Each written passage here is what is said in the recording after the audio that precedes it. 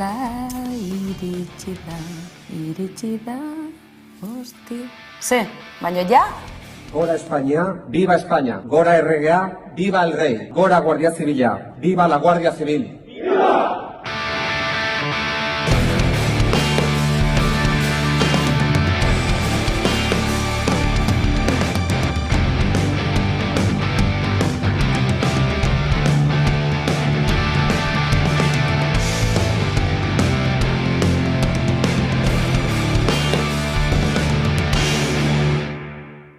Heldu da ostirala. Eta aste honetan kolpez kolpen izan dugu primizia eder bat. Datorren astean luze eta zabal eskainiko dizueguna, baina zizkamizka horiek aurrerapen kontu horiek Ertzainak taldeko Josu Zabala geuren izan genuen Xabier Amurizarekin.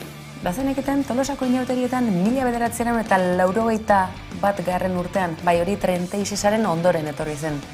Kristoren aliatu zutela? Drogarik ez da gitartan egon duzen, baina gau pasa ederra galanta, bai, hori omen da aurre ertzainak garaia, Kristo aurretik ondoren aurre ertzainak. Ahora que los carnavales no están proscritos, han comenzado a reverdecer por pueblos y ciudades de España. Su coronel Tejero, zaudela diotero, burua galdurik edo. Ia kolpera piztu dituzu patxiko eta karrero, jarri duzu pertza bero, preso omen zaude gero, mariskoak egunero. Berak kotxaue, edo ez dakit, seguru momenturen baten eukizuela, imaginatu zuela hori anonimoan geratuko zala, jenteak ez zuela ezagutuko artean Euskal Herriko txapelduna zala. Euskal Herriko bertsolari txapelduna zala, bera. Bueno, biok batera hasi ginen, eta, bueno, zan, karretillarekin, taka heldu taberna aurre batera, antxe, taka geratu, jendea dago iauteri giroan, liston zaratak, emetik, handik, eta bosgorailu batekin. Bagenen bosgorailu bat, polita, ondo, hola. Teoria, xirimiri bazanan, eta aterki erraldoi baten geneukan, gogoratzen dut, aterki mensoa. Eta oso zarra, eta antxe, hasi zan, lehenengo kontakizun horrekin, maternidadera, eta ez dakizer, eta Bueno, jendeak hasieran ez zigun kasu handirik egiten, baina berehala zabaldu zen, hortik Xabier Amuriza dabil. Hasi zitzaigun jendea... Biltzen bai, biltzen ez pasan bagu joate ginen, orduan jendea inauterietan, han kalean, badaude mugimendua, baina jendea geldi dago, bueno, horrela, zerbait jartzen baduzu tartean, begiratzen dute eta inguratzen dituzte, eta gero eta gehiago eta zerbait hurbiltzen bazara eta kantatzen da. Gainera, ulertzen badizute, sortzen da, 500 lagun berehala inguratzen ezkizu. Horrela pasatu genituen Gora eta bera kale printzipalean Tolosan 11etan hasi eta goizeko 5-6 arte. Deskriba ezina da. Zuen performantzea... Momentua, zezan, amaieran, hasieran, oso kontu prosaikoak ibili zituen bere bertxotan, humorea eta ez dakizer, eta horrelakoak. Baina nik esango nuke, Hiruetatik aurrea, sartu ginala Tolosako kale nagusian. Ordurako gure atzetik zetozen igual, 700 pertsona. 1000 pertsona egongo ziren gure atzetik. Kalean, isiltasuna zan, erabatekoa. Iauterietan, hori esanen biharra da, iauterietan, ordu horietan, dana lepo eta isiltasun. Totada. Eta Tolosatik euskal rock radikala, euskaraz eta batez ere tropikala. Bai, izan ere, Ertzainak taldeak zerbait urratu baldin bazuen bide berri bat izan zen. Euskaratik askok uste zutelako apurketa hori benetan gauzatzeko ingelesez, espainolez, gaurko guna goratzen duzu ezin den, euskaraz ere posible zela frogatu zuten. lehen ikusi duzu, Tolosako inoteritan hasi zela gau psikotropiko ura, baina, aizue, egun batetik bestera, aurretik posible etzen hori, proiektu hori, honezkero Euskal Rock estenan, esan dezakegu jaun eta jabez, baina posizio edo postu indartsu batean bai. Orain behar bada aurkezleak egingo ez dizun galdera bat egingo dizun zeni, nostalgiatik baino lehenagotik nator, aurre ertzainetatik nator. Ni gau ertzainak sortu aurretik, zagun handia, lagun handia, lanki handia izan nuen. Eta hau basabiltzan proiektu horrekin, da esan zidanean Josuk bere etxean, esan zidanean ertzainak izena jarri behar ziotela taldeari, esaten nien, baina Josu, baina nola, baina Josu, baina ertzainak nola jarriko diozu talde bat di, baina... Izan behar zan euskeraz, modernoa, eta baita ere izan behar zan provokatiboa. Lortu ez denuten. A ber, zaidazu ez zain izan ziteken gure izena. Hori izan berba perfektua. Ertzainak, jarri genion H bat, artean eta berriki ziralako H-ren inguruko eztabaidak, Euskaldun zarrak eta berriaen borroka horiek, H-a bai, H ez, guk H-az jarriko, moderno, egingo dugu. Provokatzaileak behar ziren izan, rock'n'rolla batzokian, drogaka ekan, eta horrelako historiak. Eta egurra banandu, leku guztietan. Oso independienteak izan da, eta giro politiko nahastu hartan, beste ikuspuntu ezberdin bat eskaini behar genuen. Kaletik ataratako ikuspuntu bat. Josu, egurra banandu esan duzu. Eta hartu, bai artistikoki eta baita bestelare hartzea. Horregatik izan zan oso importantea Gasteizin izatea. Gasteizen, jendeak ez zekien zer esaten genuen. Esaten genuena, hasi izan bagina Tolosan, hartuko genuen egurra, bigarren egunea akatuak izango gineken. Gasteizen ez, Gasteizen publikoa edo jendea zan erdalduna, baina gehienek zaukaten sentipen hori baskoak ziranak kalean euskeraz kantatzen zuten. Eta tabernatan euskeraz kantatzen zen. Baina jendeak ez zekien euskeraz hitz egiten. Bazan euskeraren aldeko jarrera bat nola errekuperatu beharreko zerbait bazala, eta orduan euskeraren aldeko jarrera bat bazan, baina ez ekiten euskeraz. Orduan esan genezakian nahi genuna, tranquilamente, inorezan enteratzen, eta utzi ziguten bizitzen. Beste leku baten, auskalo, segertatuko zen. Hasi zinetenean beste leku batzuetara joaten, ulertzen zen tokietara joaten? Egurra hasi ginen banatzen, baina aldi berian, eurek hasi ziren, besteak hasi ziren egurra hartzen be bai. Hor, garbi geratu zen denbora oso gutxian, Euskaldun asko pasatu zirala. Esatetik hori rock'n'rolla, hori ez da Euskalduna, hori kanpokoa da, hori da estranjeroen kontua eta ez dakiz zer, eta horrela hasi ziren pentsatzen eta hori entzun behar genuen, askotan. Baina denbora gutxian diskua atara eta leku taberna eta guztietan jarri zutenean, Daira, kontatuko dizut. Joder, hau ez dakit kontatu, Jordan, igual hau moztu jo duzu. Zu kontatu, gero etxeko lanak egingo ditugu. Ni urtebirekin joan nintzen familiarekin Gasteizera. Eta Gasteizen, nengoenean, banekien. Ni nintzala hangoa. Nire familia ezberdina zala, ezala gure mundua. Eta sentipen hori beti aukidut. Hala ere, ekitaldi hunkigarri izango da Barakaldokoa, Gari, Josu denakor, kuleroak botatzen, sujetadoreak aldunak, politi izango da. Bai, eta Gasteizen izango da azken agur hori, benetazko agurra dela dio Josu Zabalak, sinetxita dago horretan, baina aurretik zor bat badute, eta zor hori kitatzeko bi hitz ordu, Barakaldon jendetza bilduko delako, sarrerak agortuak lehen hitzorduari begira, bigarreneko asko eta asko honezkero bideratuta badaude, Barakaldokoa hunkigarria izango dela, hori aurretiaz ere ziurtatu dute ertzainak taldeko ordezkariek. Gure jarraitzaile izan direnei, festa handi bat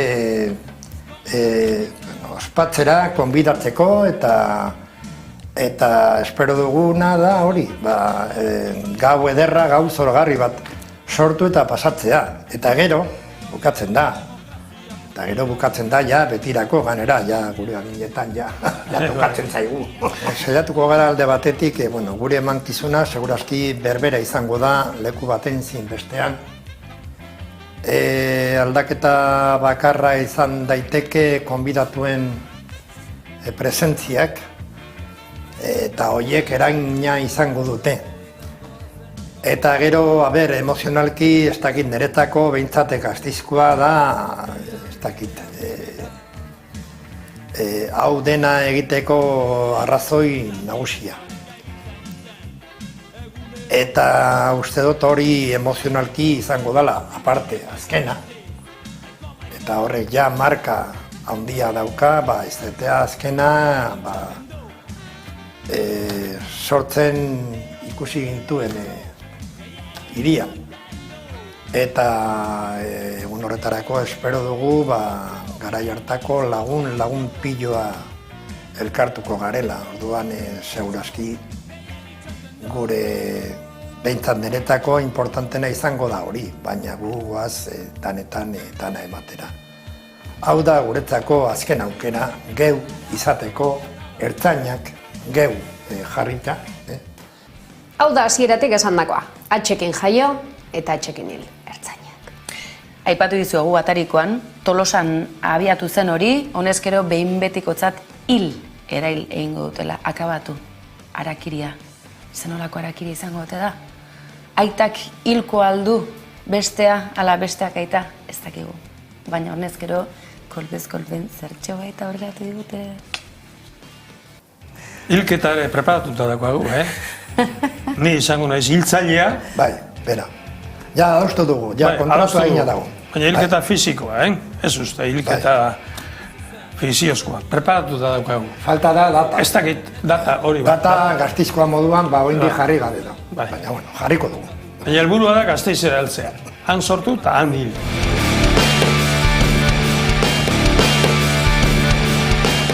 Hori beraz, ertzainak taldeak akabera baduela eta aurrerapena kolpez-kolpen, esan dizugu. Izango dela gehiagorik, datorren astera arte itxaron barko duzute horretarako, baina bien bitartean, egunotan hainbat tokitan albiste izan da eta oraindik ere erreakzio gehiago. Sare sozialetan abilak zareteenok ikusiko zenuten, Madrilgo Kolegio Maior delako horietako batean bertan ikasle diren eskuin muturreko familien seme-alabak, klasista, fascista, machista, Bueno, horren ondorenak bere horretan segitzen du oraindik ere. Eta astonetako Ekil doktoraren atalean horri heldu nahi izan dugu beste behin ere.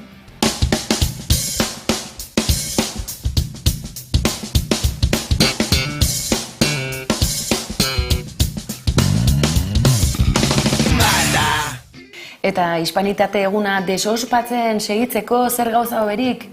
Ez eizu iruditzen egun batzuren atzerapenarekin datorrela Fernando Sabater, Blackis beltzari egurra ematen.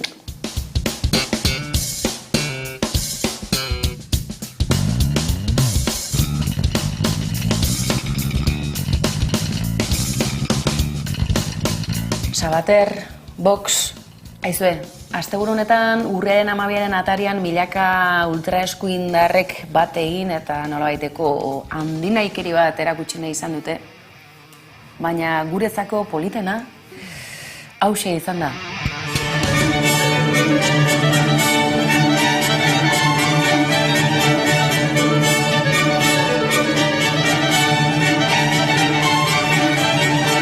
Gustatu zaizuela zartzuela hau irudikapen interesgarria izan da. Primo de Rivera, Franco, aizue, momia gisa hor alde banatan jarrita, ederki asko geratuko ziren atretzoaren parte izateko, baina ez, mozorroak hautatu dituzte.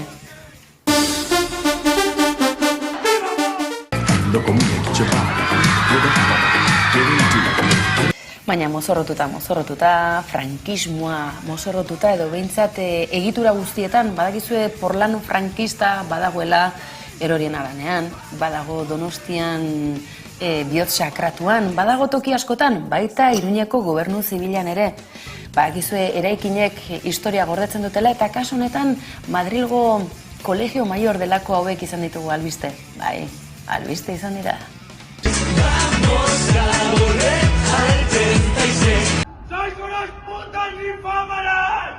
Es terror sexual.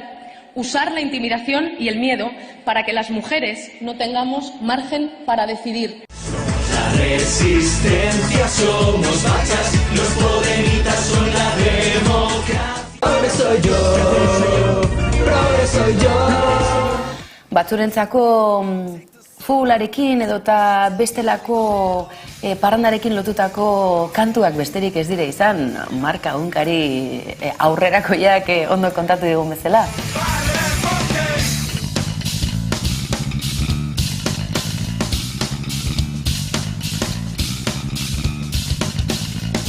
Baina badira beste Davide batzuk kantu misogino, machista, klasista eta frankistatzat jo dituztenak.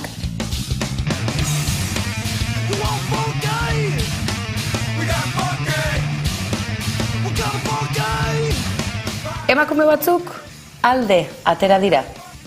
Bakizue falanjan ere bazirela emakumeak, gorritzen duzue.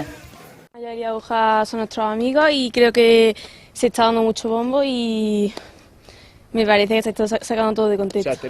Beste batzuk aldiz, urtetan pairatutakoa azalerazi dute. ¿Sorprendida de ver las imágenes del Colegio Mayor de Madrid? No. Y la experiencia como mujer en ese tipo de colegios mayores también es bastante heavy.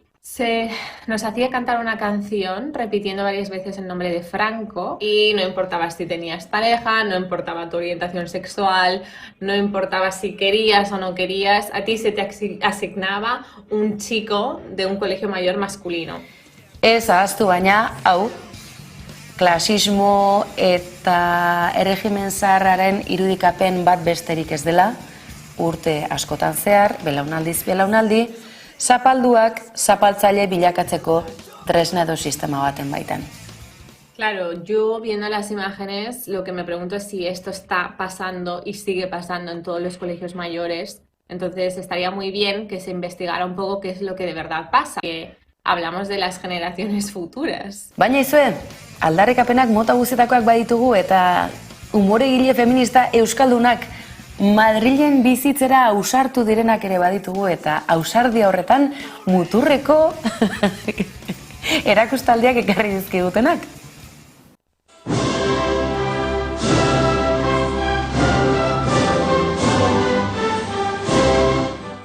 Orgullosos de ser españoles y patriotas.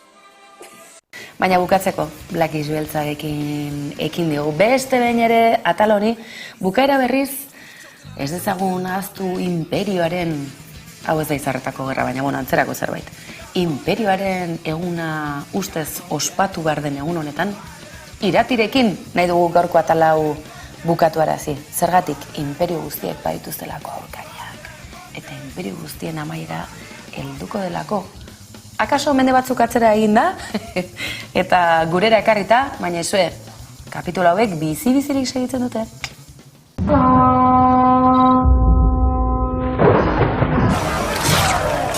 Aitak egin beharra bete du, buentarren babesteko. Aita! Nik gabe, noizbait, zainduko duk Ibarra, hitzeman egidak. Utiko, ular sendoa beharko du, Ibarte honi zaiteko.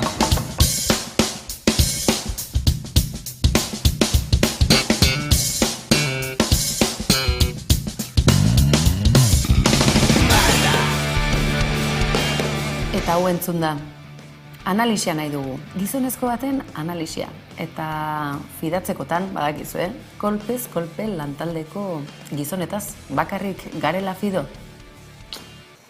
Caserio Zarzuela, batzuk esaten semena fuerte daukatela, lasai egon gaitezkela. Ibai, nola dagoen gure maskulinitate espainiarra, ez da, bereziki? Fuerte. On fire. Oh, yeah. Bai, tamalez, bai. Hispanitatea aberria, ez, nazioa, baina, bueno, nik uste, aberria eta nazioan inguruko zehabiek beti zen dela matxista, beti zen dela, ez? Oza, zer da aberria ez bada maskulinoa edo, zer da aberria ez bada patriarkala, ez? Eta bere instituzio patriarkal guztiekin, nolabait. Baina, karo, batzutan beti jartzen gehan nolabait, Espainiala begira, eta hor gertatuena Kolegio Maior hortan, horren inguruko kritika pila bat ikusi ditut nik Twitterren, eta kritika asko jundia hortik bideratuta, ez? Nolabait, nolakoa dian Espainiarrak, Euskaldunak ez gea olakoak, ez? Euskal Herrian ez da olakori gertatzen. Gure aberria ere bada patriarkala, eta gurean igual olako muturreko egoerak edo abesti horiek edo muturreko erritu horiek falangistak izan daitezkenak ez dira emango, baina beste batzuk bai ematen dirala, ez? Argi ikusi da, gainera horratera dira sareetan, ez da? Denok dakizkigun gertaerak urteak daramatzatenak gainera herri honetan gertatzen eta parekatu dituztenak, ez da? Esaten, bai, emakumeak gutxiesten, ez daukagu oso urruti ere, emakumeak gutxiestea jai publiko batzuetan besteak beste, ez da? Beraz, hortxe dagoela. Eta bestalde, Euskaldun berria eta zarra, maskulinitate berria, diskurso ikasi horren atzetik badao, mamirik edo oso diskurso polita da, edo zer? Nik uste dela politikoki zuzena dan diskurtso bat, eta nik uste hortan denok sartzen gehala, ez? Berria eta zarran kontuakin, o kontzeptuakin, Euskaldun berri eta zarra beti eman da nola baiteko polarizazio bat, igual gehiago zaharretik, Euskalduntasun zahar horretatik desberdintzeko, eta esateko, purutasuna hemen dago, eta besteak igual ez dira Euskaldun osoak nolabait, ez? Maskulinitate berri eta zaharren bueltan kontrako dinamika ematen da, eta ematen du berritasun horretatik, nahi degula, maskulinitate zahar horretatik desberdindu, eta besteen aurrean, itxurakeriatik nolabait esan, bageala, oso gizon garaikideak, feministak, eta ez ditugula, hainbat jarrera betikotzen, ez? Ematen da olako, eta gaur egun bizitzen nahi geha, berdina gertatzen da, ez dakit, neofascista edo neomatxista hitzekin, baina nik beti izaten dut, matxista dena matxista da, eta fascista dena fascista da. Berdin dio, ze termino berria izan daiteke, baina berdinak direnak dira. Berdin dio, ze aurrizki, ze atxizki jartzen diogun hitzari, berdina dela, ez? Orduan, hor nik uste badegula zer hausnartu eta ez dela inbesteko, bai daudela laketak ez gizen artean, baina ezin degula desberdindu berria edo zarra hortan. Airigia hitz egiten hitzetaz eta ze garrantzitsua diran. Gizon desereiki narzisistak. Zeletxe dago. Zeletxe dago, euren burua zuritzeko beharra dute gizonek edo zer dago? Ez eta osan dugulertzen? Ba, ideia hartatik dator, ez? Zeinek hartu behar du protagonismoa, ez? Denok hausnartu behar dugunen inguruan, baina hausnarketa prozesu bat abiatzen dugunean eta justuki gizartean egoera privilegiatu batean kokatzen dien horiek hartzen badute plaza eta esaten badute edo nolabait protagonismo hortatik fokua beraiengan jartzea nahi duten horiek egunerokoan ditugunean, azkenean egolatria moduko bat ematen da, genero maskulinoekin oso lotua dagoen egolatria bat, ez? Narzisismo hori, ni hemen dago, nik egin dut, ni ez nahi zolakoa, ni, berriz ere, zu berriz ere, ez? Orduan, pixkat horti dator, ideia, narzisismoa, gizon guztiak oso narzisista gea eta hortan ezi gaituzte. Egia esan, ez? Lehiakortasuna medio, eta beste hainbat balio medio, orduan, Bai, eta bosko daude, eta horiek ere bertan zuntzitzea ere, bapatekotasun hortan zaila, ni, beti irakatsitako ni hori kentzea, ez? Bai, eta bada modu bat nolabait gure burua zuritzeko, ez? Pixkat maskulinitate berriekin lotuz, ze, bada, esatea bestela, prozesu bat egin degula eta ja aldatu gehala eta jazta. Eta modu batean pentsatuta, razionalki, bakizu liburu asko irakurrita, asko dokumentatuta, hau beti gelditzeko privilegio bat izan daiteke, bakizu oso arrazional, oso okulto, oso egurra ematen ari natzaizu, Bueno, nik gaurkoan eskorbuton esaldi oso famatu bat ekarriko, dala mucha policía, poca diversión, bakasuntan, mucha teoría, poca diversión, o poca transformación, eraldaketa gutxi. Teoriak ez du eraldaketa ekarriko. Teoriak ekarriko duena, irakurtzak ekarriko duena, kontzientziazio hortan sakontze moduko bat, eta jakitea nondikan jo duen historiak, nondikan jo duen feminismoak, eta nondagoen jomuga. Baina teoriak ez du mundu aldatuko. Eguneroko balintza material hori guztiak aldatzeko praktikara salto egin behar dugu, eta teoria oso polita da, eta 11 liburu irakur ditzazkezu, baina ez badezu egunerokoan aldatzen, ez badezu zure lan arloan aztertzen, egun oraindik ere dauzkagun fenomenoi guztiak, soldata errakala, emakumen lanaldiak nolakoa dian, osasun gintzan indarkeria austretikoa, ematen dira barendik ere betiko fenomenoak, eta, gizona bagaritza asko irakurtzen, baina egiturazko arazoak ez dira aldatu. Orduan, ez badegu jotzen egiturazko aldaketa horiek aldatzera. Piqué, dice tranquilo, tranquilo.